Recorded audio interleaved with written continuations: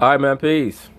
So now this is going to be the aftermath to Game 1 of the 2018 NBA Finals.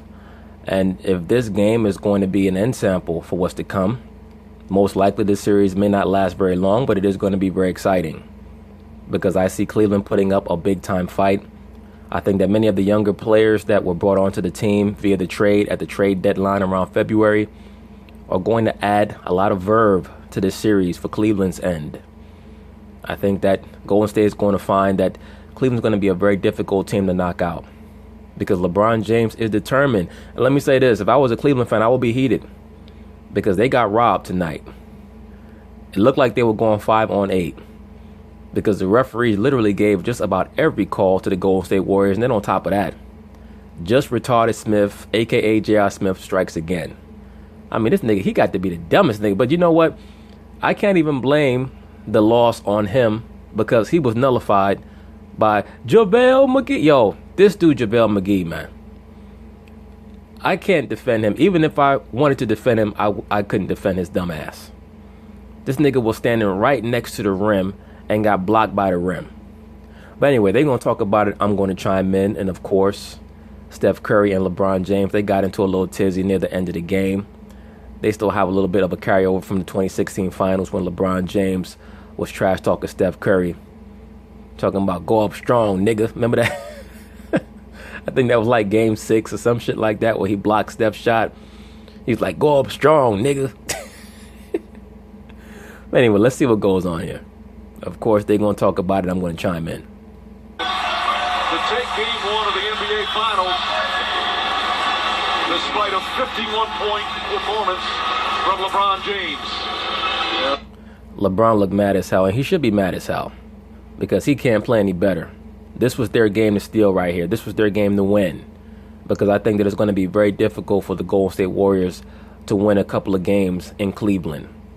So I'm sure in his mind he was thinking, if I could steal this one and then at least get one in games 3 and 4, now we come back here, game 5, tied 2-2. The pressure's on them.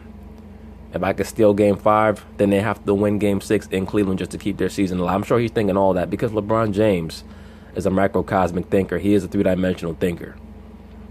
And the brother has a phenomenal brain, especially for someone who was raised in the chaotic environment that he was raised in. So I'm sure that he was thinking all that, just like how upset he was with just retarded Smith. He realized that the opportunity that they had kind of got whittled away. And then when you combine that with the referees who were terrible tonight, especially down the stretch of the fourth quarter, I can imagine how upset he is. And a little bad blood to finish up this one. Game 2 coming up on Sunday night, back here at Oracle Arena. LeBron has never been better in his career offensively. This is the best I've ever seen him look offensively. His jump shot has a beautiful arc on it now. Used to be flat. I was talking with my pops about the game. We were on the phone together probably most of the fourth quarter into overtime. And as usual, he was talking shit, but I was telling him I can't remember ever seeing LeBron be as effective as he is right now, as confident as he is right now offensively. Highest scoring game of James's playoff career, but Draymond Green had one of those stat-stuffer games. Steph Curry had 29 points, 9 assists, and some big buckets down the stretch. And he's with doors. Steph, all of the emotion late and the ensuing interaction could have consequences for the next game. And it's not going to have any consequences. As a matter of fact, the NBA might rescind that technical foul that Tristan Thompson got. Because I don't see anything that can be verified when we watch the replay. Now, I do believe that he was trying to very, very aggressively close out on, what's the brother's name again? Sean Livingston, that's his name.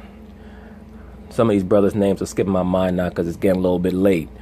But yeah, he closed out really aggressively on Sean Livingston.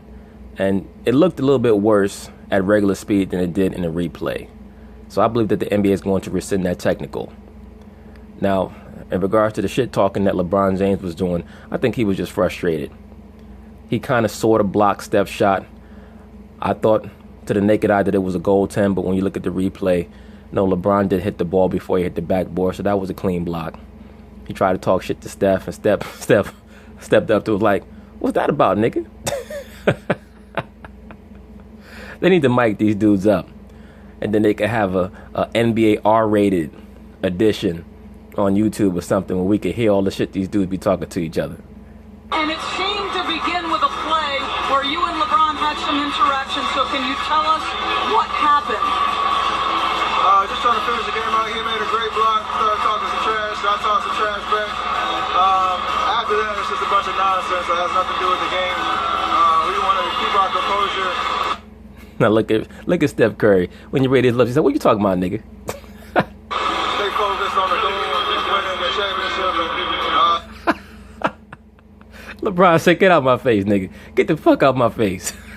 This is one win down, so great effort all the way through. We're standing an amazing performance by LeBron tonight. That's exactly right, and this was a series that was supposed to tilt heavily in your favor, but you know the man you're looking opposite. But the difference was overtime. Yeah, they're looking at Thanos. Overtime. So what did your group do then? Just made the right play. I think we put up some resistance on the defensive end, rebound. No, you guys played terrible defense. You didn't put up no damn resistance on the defensive end. If anything, down the stretch of the fourth quarter, it was 8-on-5 because the refs were all on you guys' side. You guys played terrible defense in this game, man. There's no wonder why you're supposed to get up 114 points to the Cleveland Cavaliers. You were barely awake until the latter part of the fourth quarter, and you deserved to lose that game. You guys were very fortunate to get the victory in that game. Rebound the ball. When we do that, we can get in transition, and Clay hits the big shots. Draymond obviously hit that big three. So everybody pitched in. Game ones are always weird because you come off a series playing a certain team for 7 games, and it's a feeling out process trying to get used to the old foes that we've been facing the last 4 years. So I'm glad to get the win, and now we can really adjust. Yeah, you guys are fortunate to get the win. This was supposed to be Cleveland's game tonight. This game, game one, this game and what happened, what transpired in this game is going to be the difference between probably a 7-game series and a 5-game series. Because I think that Cleveland's going to win at least one game in Cleveland. I think that this series is going to be far more competitive than people think. Because they have a lot of fresh blood in Cleveland, a lot of hungry young players, and of course LeBron. He's trying to make history. I've stated this in other videos. If he somehow can beat the Golden State Warriors, he definitely is going to go up on my Mount Rushmore, no doubt about it. At first I was a little bit confused as to whether or not I would put him on my Mount Rushmore. He would definitely pass by Larry Bird if he would have beat the Golden State Warriors. But because right now I have LeBron at 5A, Bird at 5. Certain people might be quizzical about that. It is what it is. All you're showing is that you don't know or respect NBA history if you are having any sort of wonderment about why I have Bird above LeBron. But if LeBron could beat this team and win the NBA Finals, he definitely would go on my Mount Rushmore, and it would open up the conversation for whether or not LeBron is the greatest player ever. It still would not anywhere near seal it for me. It would still be Jordan, but at least you could put LeBron in that conversation. Right now, nobody realistically believes that LeBron is better than Michael Jordan, unless you're under 25 years of age or you're an old school Jordan hater. Steph, they are clearly attacking you, but you are countering with your playmaking. So what are you thinking as the game is unfolding? Trying to do both, defend and still make plays. That's going to be a theme all playoffs, and make or miss. You just got to have solid effort. Try not to have any breakdowns, and just make them take tough shots. And then on the other end, you got to make them pay. We have a lot of talent out there, but if we make the simple play and everybody's aggressive, good things happen. And I try to be assertive early, and I think that was a wonderful pass. That pass was so good. Livingston did not realize that Steph Curry saw him. That's why he was so surprised about that pass. Great pass. But the Golden State Warriors are way too sloppy on offense. As I was saying, I was speaking with my pops tonight during this game, and we were just talking about it. There's no way that this team, the Golden State Warriors, could beat the Chicago Bulls of the 90s. No way. There's just no way. Them dudes would get so up into these guys, they would not even be able to make a pass. And they pass the ball in a very sloppy way anyway. The Golden State Warriors do. A lot of times their head is not in the game. Bulls would get so deep up in them. It'll be Bulls in 5, maybe 6. I think it helps. It did. Thank you, Steph. Thank you, Doris. Mike. All right, Doris, 29 for Curry, 26 for Durant, 24 for Thompson. Meanwhile, for LeBron James, they always call. I wonder who that dude was Steph Curry was hugging. The bald-headed brother with the glasses. I wonder if that's Barry Bonds. I saw Barry Bonds had came down and congratulated Steph after a game recently. Calls game one the feel-out game, like Curry just mentioned. They held him for 51 points, the most he's... Great game by LeBron. This is the best I've ever seen him play offensively. And of course, it is a little bit easier to score in this NBA because of how spread and how wide open the offenses are, due to the fact that you have 5 players on the floor now who can make threes. So it is easier to score than it was back in the day. But still, phenomenal performance by LeBron. The best I've ever seen him look. Ever scored in a playoff game. One of the highest scoring games in NBA Finals history. That's not enough as Golden State outscores. And Kevin Durant, brother, you need to stand down. You got your MVP last year. Stop trying to get the MVP again. You played terribly on offense. This is Steph Curry's year. Be happy that he opened up his proverbial home to you. Stop trying to be selfish and greedy and get the Finals MVP award again. Cleveland 17-7 in the extra period. Game 2 is going to be on Sunday night. We'll have it for you. Coverage begins with NBA Countdown at 7 Eastern.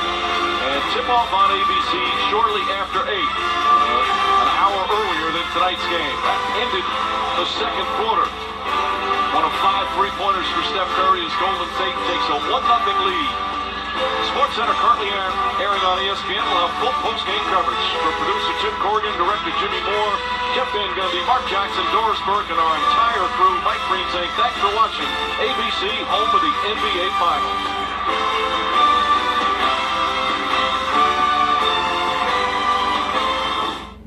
But anyway, that's it on this video pertaining to the aftermath of Game 1 of the NBA Finals. We'll see what transpires over the next couple of days. And let's see what LeBron has to say about this game, because he was officiated terribly. There's no doubt about that. So anyway, peace.